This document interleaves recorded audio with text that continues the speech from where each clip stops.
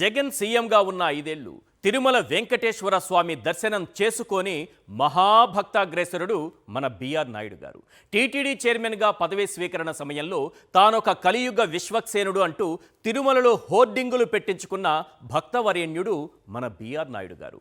వైకుంఠ ఏకాదశి టోకెన్ల జారీలో తొక్కిసలాట చోటు చేసుకుని 6 భక్తులు అన్యాయంగా చనిపోతే క్షమాపణలు చెబితే పోయినోళ్లు తిరిగొస్తారా అంటూ తన మానవత్వం చాటుకున్న పుణ్యశీలి మన బిఆర్ నాయుడు గారు. సాక్షాత్తు ఆ దేవదేవుడి చిత్రపటం ముందు కూర్చొని డైమండ్ రాని వాడొక రాస్కెల్ అంటూ సంస్కారవంతమైన భాష మాట్లాడే మహిమాన్వితుడు మన బిఆర్ నాయుడు గారు.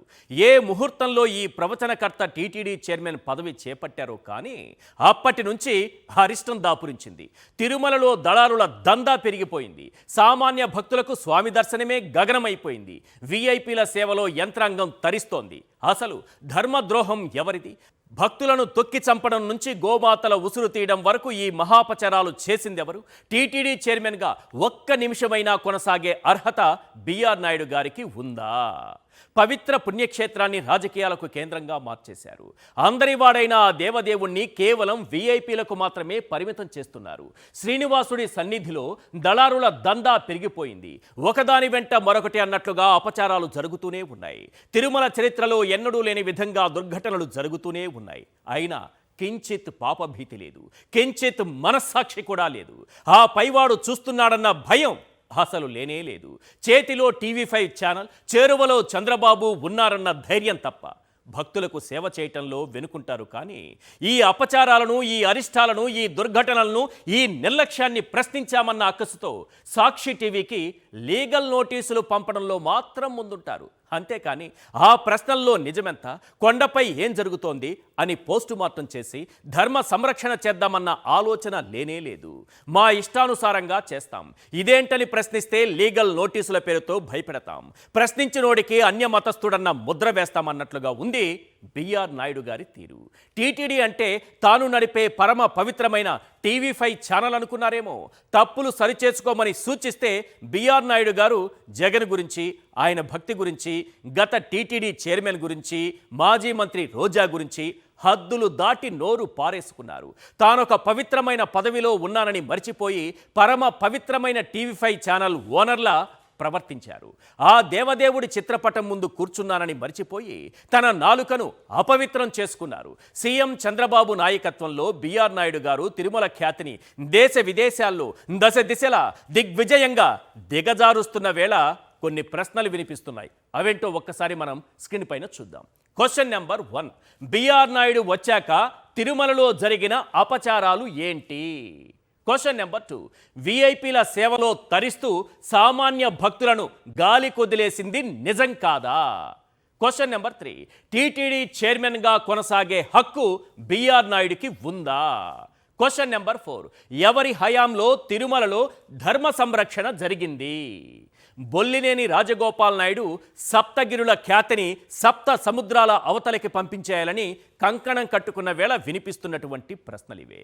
అసలు చంద్రబాబు అధికారంలోకి వచ్చినప్పటి నుంచి, టీటీడీ చైర్మన్గా బిఆర్ నాయుడు పగ్గాలు చేపట్టినప్పటి నుంచి తిరుమలలో జరిగిన అపచారాలు, అరిష్టాలు, దుర్ఘటనలు ఏంటో ఒక్కసారి చూద్దాం.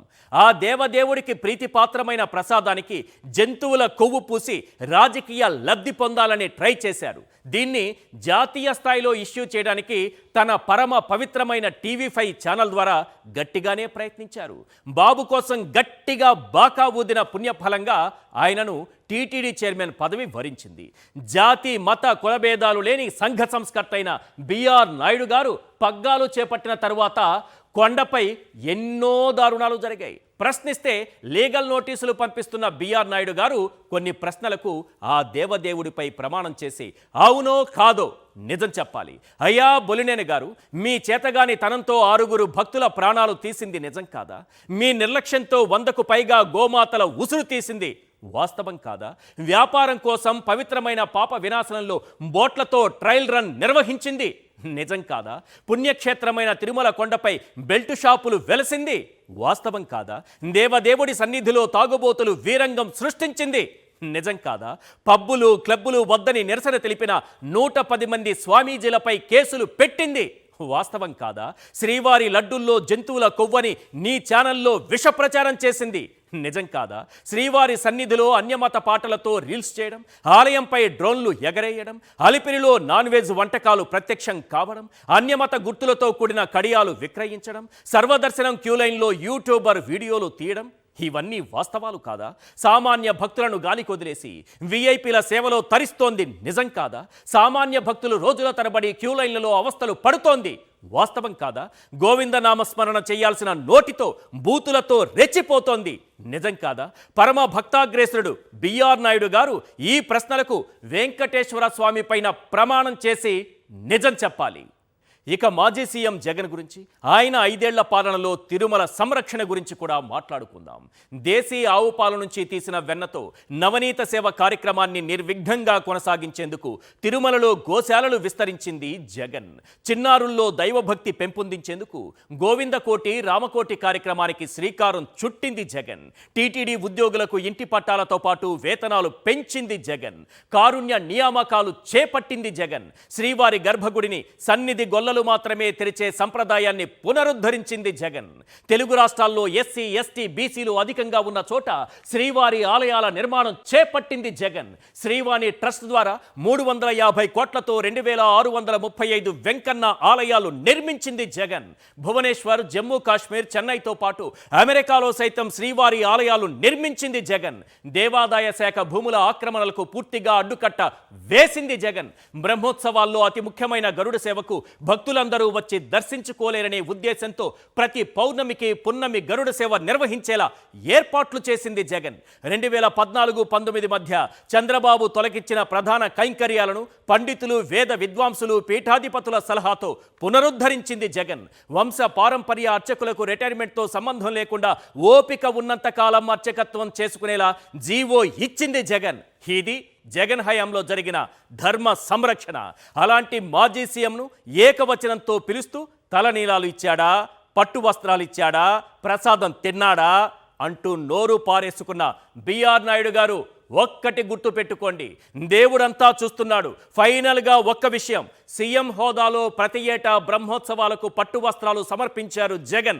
అయినా సరే పట్టు వస్త్రాలు సమర్పిస్తే చాలదు, గుండు కొట్టుకోవాల్సిందే అంటూ సరికొత్త రూల్ మీరు తీసుకొచ్చారు. ఇప్పటికీ మించిపోయిందేమీ లేదు బొల్లినేని గారు. త్వరలో జరిగే బ్రహ్మోత్సవాలకు సీఎం గారు కొండకొచ్చి పట్టు వస్త్రాలు సమర్పిస్తారు. మీరు తీసుకొచ్చిన గుండు కొట్టుకునే రూల్ అప్పుడు అప్లై చేయండి చూద్దాం. లాస్ట్ బట్ నాట్ లీస్ట్, భగవంతుడు నాలుకిచ్చింది బూతులు మాట్లాడడానికి కాదు, హరినామస్మరణలో తరించడానికి. ఇది మాత్రం గన్ షాట్. ఒక్క పెరోల్ కోసం ఎన్ని కోట్లు చేతులు మారాయి. చిన్న బ్రేక్ తర్వాత గన్ షాట్.